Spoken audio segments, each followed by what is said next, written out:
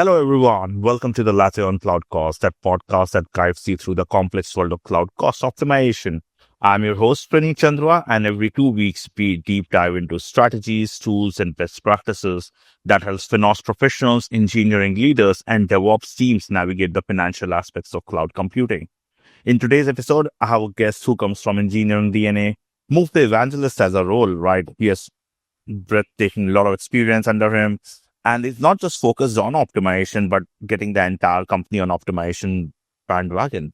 Please welcome Stephen Barr. Stephen is Chief Evangelist at CloudFix. CloudFix is a usage optimization platform, not just giving the recommendation, but actual fixes to these optimizations, right?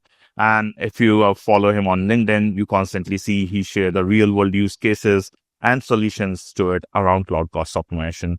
Welcome, Stephen. Welcome to the show. It's great to have you today. Well, it's so nice to be here. I really appreciate the opportunity to chat with you. This is great. And congrats on the podcast. This is really cool. Thank you, Stephen. That's great. And just for our listeners today, just to give you a highlight, right, how we are going to cover it. Very similar structure. We have got a couple of intriguing, complex questions for Stephen, right, that we want answers from him. Then we have got the fun segment as usual, right? We will ask him the cloud since that he has done and the rapid fire round, right? So with that, Stephen, are you ready for today's show? Yeah, let's do it. Great. So with that, let me get started onto elephant in the room, right? Like the first big question. Cloud cost optimization, when I started, used to be tactical function, right? We have a problem, let's go fix it. Then we slowly started seeing it started taking front seat. And now in 2025, I'm seeing a lot of companies think it as a strategic enabler, right? Not just a function of reducing costs and everything. So how do you see or how do you position cloud cost optimization as a value driver that accelerates innovation rather than a function that is just for preventing overspend? So when you talk to these engineering leaders, these CTOs and everyone, how do you position it as a value driver? That would be something that will be very interesting for us to hear and learn. That's a really good question. So I think a lot of it comes down to, at least from my perspective, is do you feel ready to do experiments? So right now we've got so many neat new services. We've got Bedrock. There's all different AI models that are coming out, and we're all vibe coding, so we can you can make cloud formation stacks really easily and CDK templates and all this great stuff, and it's so easy to build. And the being able to experiment and to iterate quickly and do new things, that's worth it. But you also want to have that confidence that you're not going to be left with this giant mess and this cost explosion. And so be able to have that confidence to experiment and not just say, okay, we've got our little universe managed, so don't touch it. Sometimes if you have a technology that you don't quite understand, you're afraid to touch it. So you think you'll break something and all of a sudden you'll have a new problem that you don't know how to deal with. And so when you have your cloud costs under control through automation, and your automation is going to catch you and limit that blast radius, then you're empowered to experiment, to do new things. Great. And I think that's a wise way of putting it through that. Hey, if you really understand what you are experimenting on, I think you can very well control and contain it, right? But when you don't understand, it actually causes misbalance. And that brings me to another big question that is talked generally among CTOs and engineering leaders, right? Hey, let's do rate optimization. It's very simple, very easy to do, right? We have to buy commitments. Let's buy some upfront, some no upfront. Versus usage optimization, there's always that taboo that I keep on seeing that, hey, yes, usage optimization we will do, but it's hard work, less outcome, takes time. So how do you position rate versus usage optimization to companies or to these leaders that you talk day in and day out? Well, you have to be doing both. And so if you're using EC2 and you're paying the on-demand price at a large scale, you don't want to do that. You're leaving a lot on the table. And there's great instruments to deal with that, like convertible reserved instances, for example. There's really great ways of dealing with your rate optimization. At the same time, you don't want to. There's so many great tools for usage optimization, right? Even just taking the recommendations that come out of Compute Optimizer and right size your EC2 instances. So you want to be doing both, and the conversations happen over different horizons. And Yeah. So I know it's a bit of a cop-out answer, but yeah, do them both. Yeah, I think one analogy that works with me always, and tell me if it makes sense to you. I always say that, hey, you go to a car dealership and you do not buy the most expensive car for the reason the dealership is giving you 10% discount. You would also like to see, hey, how much mileage it can go, what kind of usage you are going to do in order to buy an expensive car, right? So always think about the getting the discount and also the value. That is your actual usage. And that brings actually a lot more things on your plate, a lot more control on your side as such, right? So there's something. I like that. I like that a lot. And another one you could use is like, well, I'm trying to think more about health, right? And so like your rate optimization is like your resting metabolic rate, right? And you want that to be under control. And your usage is like what you're doing in the gym, and you want that to be good too. And they're two sides of the same fitness coin. Yeah. Oh, wow. Yeah, that's a great one. Especially like I've been reading a lot about resting heart rate and HRV and everything. So I think, yeah, this is a great analogy. I'm going to start using this one as well. Thank you, Stephen. And Stephen, one other question that brings me to this strategic imperative. Have you seen a shift in engineering leaders, in DevOps leaders' mindset or mindset over a period of years around like cloud cost optimization? Or do they still think it is very tactical role, should be done when CFOs and the finance team sits on my head, or this is something like that is proactive and we should be doing it? Well, it really depends on the nature of the company. I mean, there's some companies that don't worry too much, or sometimes, but on the flip side, there's companies that they're doing it as an emergency, right? And I think the sweet spot is somewhere in the middle. It's something you always want to be conscious of, but you don't want it to be so stifling that you can't experiment, that you can't try new things. Now, I guess. Sorry, go ahead. Yeah, please go ahead. I was going there. Got it. That makes sense. Yeah. Let's see. Oh, sorry. Can you ask that again? I just wanted to. Yeah. So I was asking, right? Hey, do engineering leaders still think cloud cost optimization as a tactical thing, right? They should do it when CFO or finance leaders come and sit on their head. Or is it actually moved into proactive seed that, hey, this is something that we should do it by default, right? So where do you think how they're placing it? Yeah. I mean, I still think it requires a bit of pressure from the top down. Now, clearly, it depends on how the budgets are set up. And that really comes down to I guess how the costs are distributed and cost allocation and the managerial accounting of the whole thing in terms of who kind of feels responsible for paying the bill. I'll always remember my managerial accounting professor, and he'd say, okay, if we're going to go out to dinner and we all agree in advance that we're going to split the check evenly, no matter what anybody orders, then what am I going to do? I'm going to order the steak, the lobster, the wine. I'll go over the full cost of my actions. Right? So it really depends on the structure, right? The fundamental axiom of economics is people respond to incentives. So if they're paying the cost, then yes, they're going to be proactive. But if they're not, then they're not going to be until someone comes through with some non-monetary, tap on the shoulder. Hey, you got to do this. That actually brings a lot of insight. And that actually takes me to another part of question as well, right? Or the next question. What I hear from a lot of CTOs and engineering leaders, right, that building this cost-conscious engineering culture, tap on the shoulder, always stifles innovation, right? But at the same time, every engineering leader also wants their team to be cost-conscious. I want to build a cost-conscious culture. That's what we keep on hearing from all the time, right? So how do we actually make engineers genuinely care about cloud costs? Like, what can we do about it, right? Like, because it's a tricky piece, right? Especially for people like you and me, where we have to tell CTOs, right, hey, you should do this, right, in order to get into a better place. How should they drive this engineering or this cost-conscious culture within their engineering teams?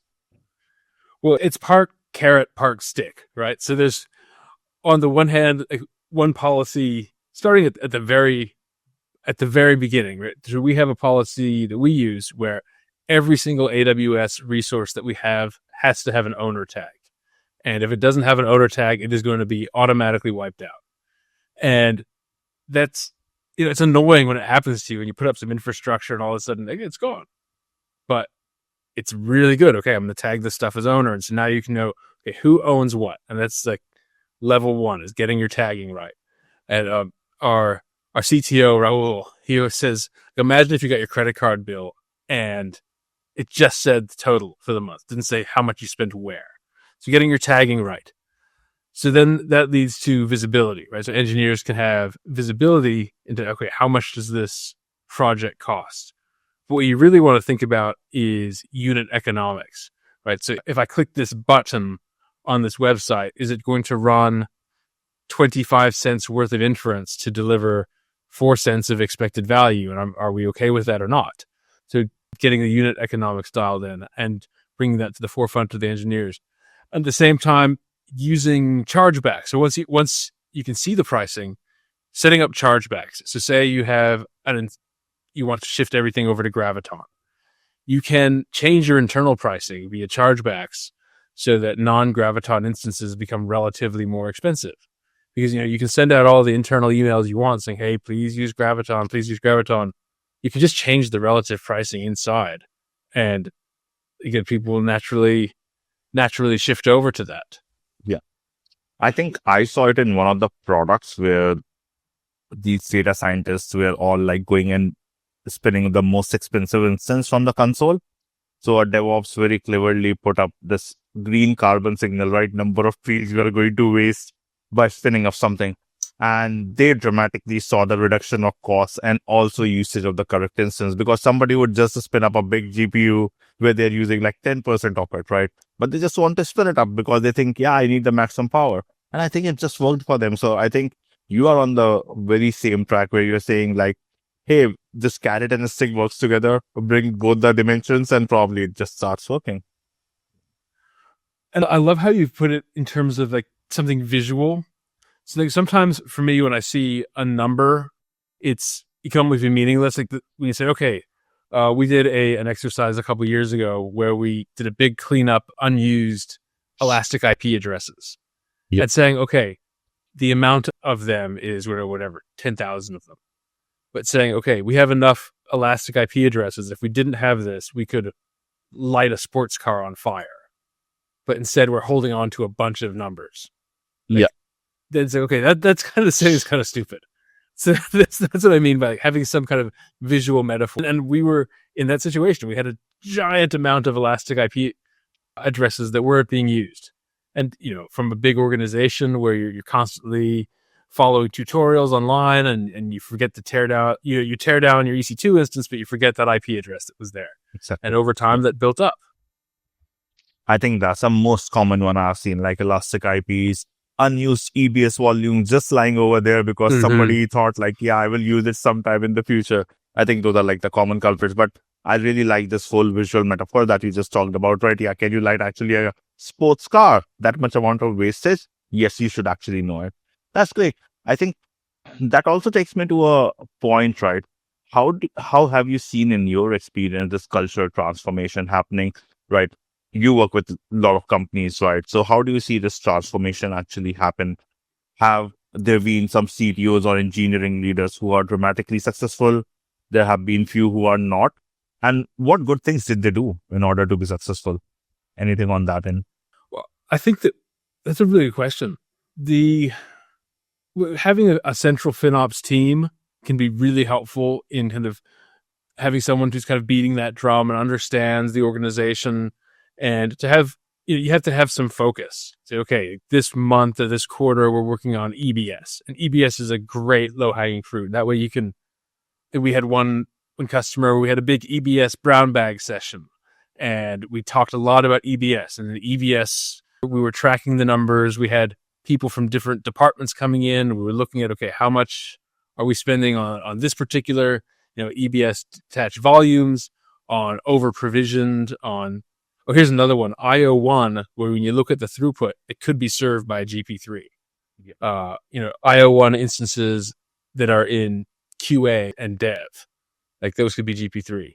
So things like that, where you can centralize the discussion and you could celebrate the wins. And I think that having the culture of celebrating wins instead of pointing fingers, I think that really helps, because people then are incentivized to do it, to show, hey, look, we did this, and to be encouraged. Hey, you did something great here. And then maybe kick back a couple of % of those savings into a company party or a company dinner or whatever.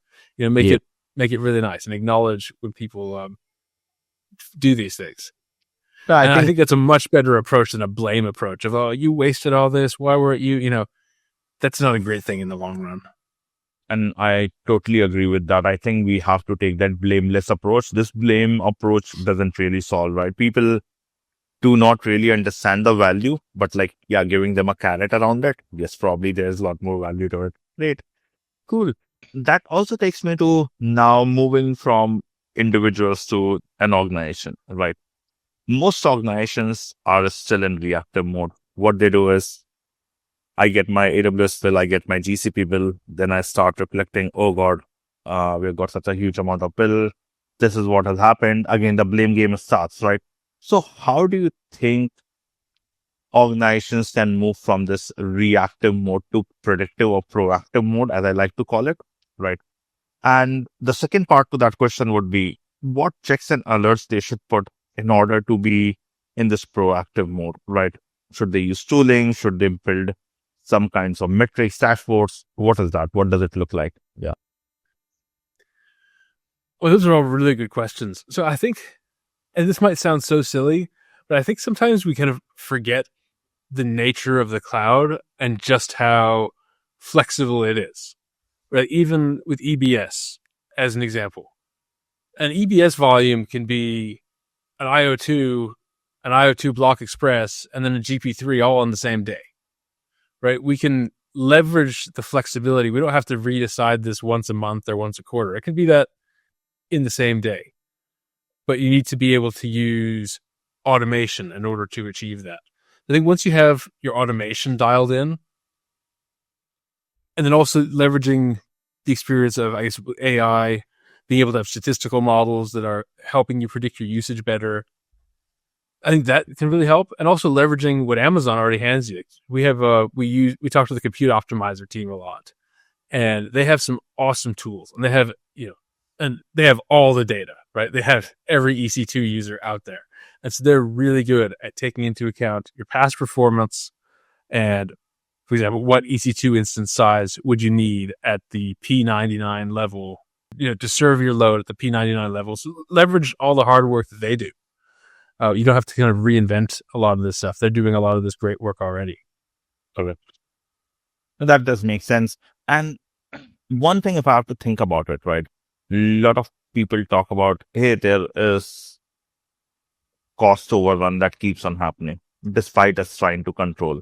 So do you think, is there a space for compute optimizers? Is there a space for cost and usage report analysis that can happen every day in order to help you cost overruns? Or do you think, yes, you can leverage them, but again, it goes back to self-discipline mode? How do you distinguish between both of them, right? How do I distinguish? Yeah. Well, okay. So I guess so we're saying, how can we leverage data if we have cost overruns? You ideally want to stop it before it happens, but automation is always retroactive. Exactly. Right? So you always see, and that can be frustrating, right? Because you're not going to pick up an idle instance until you've already wasted something. Yeah. I guess it's partially that mindset, right? We don't want to waste things. We want to think, okay, I should have been able to anticipate this, and I should have been able to turn it off the second okay, let me start this answer again. Sorry. Okay, can you ask me the question again? I'm sorry. Okay. And this is fine. It's totally fine. So how can we leverage data to prevent cost overruns, whether it is compute optimizer or your cost and usage report, before they happen, and make up better architectural decisions, right? So how do we do that? Yeah. Okay, well, I guess in terms of leveraging data, right, first you want to understand that there's always that fixed versus variable trade-off. So is your load going to be are you going to benefit from provision capacity where you're more locked in? Or is this a one-off project where it might have spiky usage? And one thing I love how as developers, we tend to be very optimistic, right? I'm going to put up this server and everyone's going to use it. And I got to think through how it's going to handle thousands of requests per second. And you see people on a blog tutorial where the first step is like set up Kubernetes. Like, okay, wow, you're really anticipating a lot of traffic. I love the optimism, but at the same time, we don't have to do it that way, right? So I think understanding and being honest with yourself about what your usage pattern is probably going to be. And remember that it's not that hard to scale up, whether it's scaling up or scaling out. So I guess that's the data, is understanding your usage patterns. And then the architectural decisions are, I think it's based on that. How do you anticipate it being used?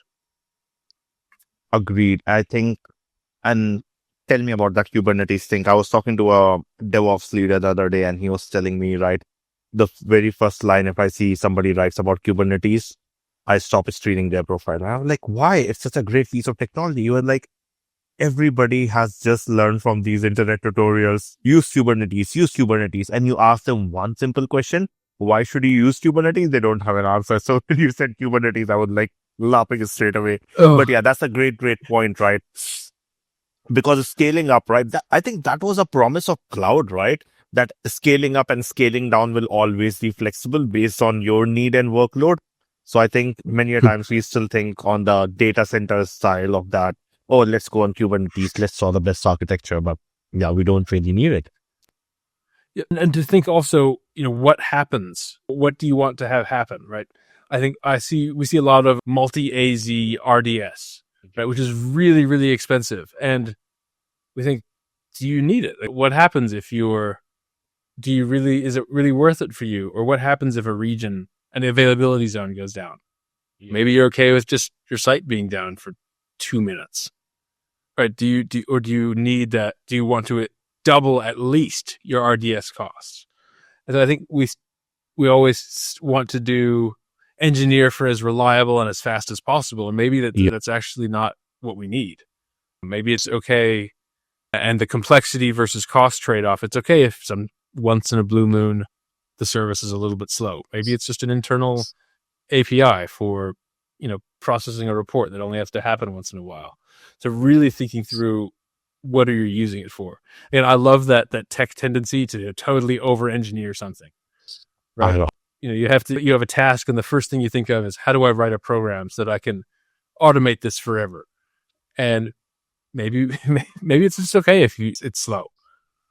Yeah. And I think this over tendencies of microservices architecture, and this happens a lot, right? So companies keep on thinking about, we should get onto a next gen architecture. I was like, but for what? What are the customer outcome? Customer doesn't really care if you're writing in Haskell versus Java versus .NET, right? Whatever you're writing, nobody actually cares. The end outcome should happen.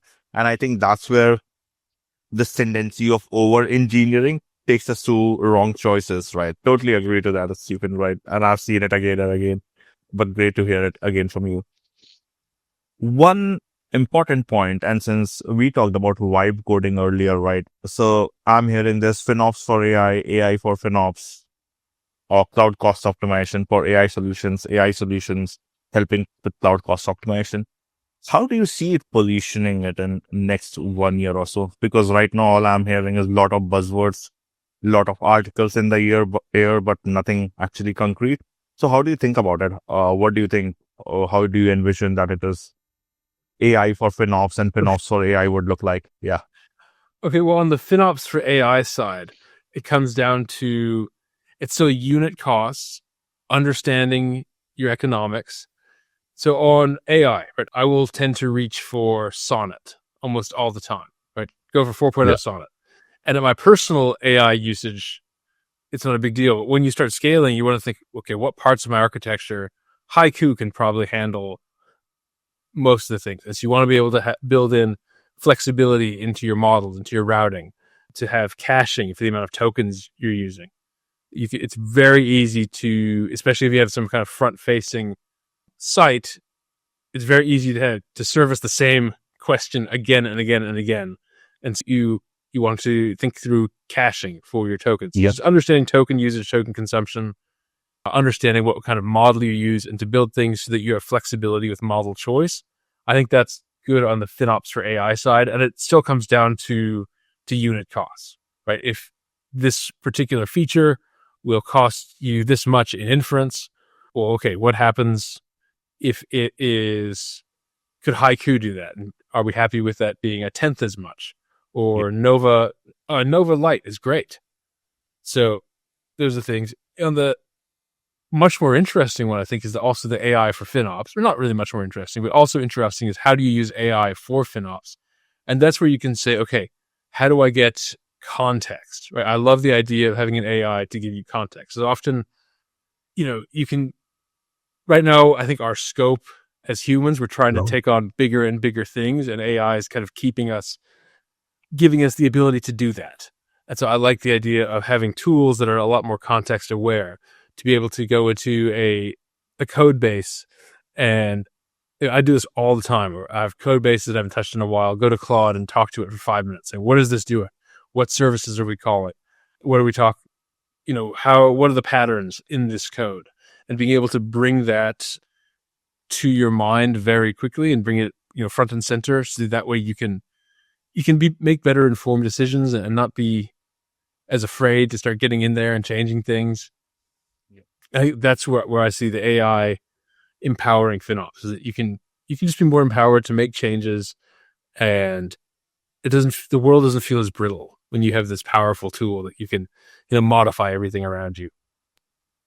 Agreed. I think I was talking to someone and we came to a conclusion that, hey, if we get this AI tool to act like that brilliant analyst, right, and keep on doing these predictive stuff for us, probably we can be a better cloud economist, right, in the future, right? We can always tell you what the things. And FinOps for AI, yeah, totally agreed, right? I think the basics still don't change, right? We don't have to start measuring cost per token, but yeah, cost per outcomes, right? The number of tokens that it consumes, and then choosing the right model for the task, right? I think is even more important. Yeah, that's great. So that is all the serious part, Barr. So Stephen, we are over with all the serious part. Now we are going to come towards the fun part. In fun part, as I said earlier, we've got two things. One is the cloud confessions, right? So I would like you to share a bitter truth about cloud costs that rarely gets said aloud. What is that one bitter truth? Bitter truth about cloud costs that rarely gets said out loud. Oh gosh, this is rapid fire at all. Okay, that's a great question. Share a bitter truth about cloud. Okay, or I can give you alternative. Yeah, I can give you alternative. No, I want this. No, I want this question. I just give me a second to think about it. Sorry, you kind of stopped me in my tracks. What is a bitter truth about cloud cost? What is one bitter truth about cloud cost that rarely gets said aloud? Okay, well, I guess a hard one to face. So Amazon came out and said the average EC2 instance CPU utilization is like 6%. And if you were hitting 10% CPU utilization on your EC2 instances, that is phenomenal. And so I think there's an enormous amount of slack and an enormous amount of optimization still to be done, which I guess can feel bitter at first, but I see this as an opportunity, right? This is great. That means there's a lot more to be done than you think there is. Wow. So it's initially bitter, but then turns out to be exciting. I think you brought in a very nice cloud cost factor of truth about that 6%. And also like, hey, if I try to be best, all I have to do is be at like 12% or 20% consumption all across, and probably I'm the best team. Wow. Oh, that's great. Yeah. But I think this also highlights, right, how bad we are managing our cloud costs, right? Like at the same time, like the average utilization is 6%. Okay, great. Yeah. Cool. Now we move on to rapid fire round. What I will do is I will have 7 questions for you. I've added a 1 bonus question for you because I learned something in today's chat, right? And you can answer it with 1 word or a phrase, or like a 1-liner answer wise. And I'm very happy with that. I might ask why sometimes when I find your answers to be like more intriguing. So are you ready for that, Stephen? Okay. Great. The first question, RI or SV? CRI. Whoa, why? Now that's what I'm talking. Why CRI? Why not RI or SV? I mean, there's so much flexibility that they're harder to manage, but you can. I think it's a really neat idea once you understand the splits and the merges. You can maintain a lot of flexibility and you're not nearly as committed as a savings plan. You have to build up this big savings plan ladder that takes a long time to unwind from if your usage changes. Yeah. CRIs, once you've been using them for a long time and you've got the algorithm to manage it, you can get a lot of flexibility. So CRIs. Great. One word for multi-cloud. Terrifying. Maybe that might be extreme. Let me think. One word for multi-cloud. Confusing. I've heard horrendous answers. Terrible, really bad, don't do it. So yeah, this is totally fine. Yeah. But yeah, terrifying is a great answer. Next up, my favorite one. Tagging, salvation or chaos? Salvation. Good. Most overrated FinOps buzzword. I'll put this with a big asterisk, but I think shift left can be overrated sometimes. Because if you shift everything left, then you're right back where you started. So, or you've just kind of done a circle counterclockwise. So I think it's a good idea in principle. Yeah. But if everything shifts left, everything's important. It's kind of like that from the movie Incredibles. Like, if everything's important, nothing's important. So there's only so many first steps we can take. Great. Next one, FinOps tooling, build versus buy. Now, I know we both are vendors, right? So let's take the vendor hat away. FinOps tooling, build versus buy. What would you do? It depends on your engineering competence. I mean, okay, I can't give an unbiased answer to this question. Please go ahead. I think you buy it. Yeah, you buy it. So it really depends on your complexity of your setup. I would say if you want to focus on things, it's often not your specialty, and it's something that's it's not the most exciting code in the world to write. So if you ask your engineer, do you want to work on implementing this really cool new AI feature or figure out how to delete idle VPC NAT gateways? It's not that exciting, but you can mess things up if you go wrong in certain cases, especially when you're deleting infrastructure. So it is one of those things that scales out really well. Yeah. Right. It's like, I see it like changing your own oil. Like, I think it can be a really fulfilling thing to know how to do it and to understand it. I still enjoy that process, but at the same time, it's something that a shop that can dispose of the oil properly, and you're doing it all day. It's just a lot more efficient.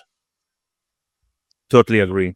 I think secretly I'm also on the buy side, but I always think, right, what happens if it is unbuilt, right? So I always look for those answers, but that's fun. Second last question. I think you should know how to build it and be interested in how it gets built. But ultimately, I think you should buy it. Yes. And I think somebody said it very correctly, right? If you're not in business of FinOps optimization, why are you trying to build it? If you are in this business, do it, right? Or if you are trying to commercialize it.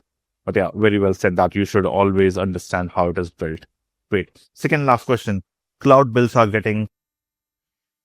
Oh, okay. Okay, it's a fill in the blanks. Cloud bills are getting... I mean, it's... Okay, so expensive is so cliche, right? Yeah, they're expensive, but you're getting so much cool stuff. You're getting AI. It's cloud bills are getting... I mean, they're getting complicated. They're really complicated. I'll put it that way. And it can be an enormous value, and it can also be an enormous sink. Totally agree. Okay, I can't do a one word here. That's too much. That's fine. I said one-liners are accepted. One-liners are accepted as sleeping. That's totally fine. Great. And my last question, right? And this is something that is totally in this episode. So this episode's exclusive. Claude versus ChatGPT versus Gemini. And I'll tell you my preference later. Okay, for code, I will go Claude. I use Gemini for art and for high-level big things. ChatGPT, right? It's like in some sense, the OG. So I always go back to that. I always double check things with ChatGPT. And then I'm going to throw in one more. I use Perplexity a lot. I find that to work really well for me in terms of how I think, and I always have a Perplexity window open, and I always have a Perplexity MCP in all my projects. Wow. So that's my choice of models. Claude for code. Most things that aren't immediate coding tasks, I'll go to Perplexity. Gemini for art or complex things, and then ChatGPT, good all-rounder. It's always there. Great. Yeah. So like I've moved my stack to Claude and Perplexity as a combination. It just works great. Like including like Claude code. The other day I was teaching one of my younger cousin about how to code, right? And I showed him like, hey, you've got this brilliant design. Now you don't know how to really do all this crazy front-end stuff in React and all. You just give it a screenshot, and Cloud Code literally made that React code run. It was fully responsive, and he was like, oh, it would take me 3 years to do this, and you are able to do it in 5 minutes. And that was like the moment where I felt like, oh, I also didn't knew there's so much power to this, right? But that's fun, right? Yeah. And especially Perplexity. Well, as an example, my son and I were doing some programming of a game, and I'd never made a side scroller game before. Yeah. And he took some art that he made, put it into ChatGPT, and made it into a sprite. And I told him there's a thing called a sprite, and so we made some kind of 8-bit looking sprites, and then put it into Claude Code, and said, okay, go and make this this project for Mac OS, and it made a whole Xcode project, and it all worked. Wow, that's great. Yeah, I've been hearing some great stories, but yeah, that brings us towards the end of this podcast. Thank you, Stephen. Thank you for coming on the show, and for all the listeners. This was Stephen. You've heard all the great and brilliant answers. Feel free to hook him up on LinkedIn. I will drop his profile right on our YouTube channel, so you can always connect with him. He's always a great voice. If you have not been seeing his posts, you should go and watch them, right? You should go and see them. And also his brilliant studio. I always admire his studio. Somehow it has got that aura. That's really brilliant. And thank you, Stephen, once again for coming on to Latte on Cloud Cost. It was great to have you. And for all our viewers and listeners, we'll be back again in 2 weeks. So till then, stay tuned and like, share, subscribe. Thank you.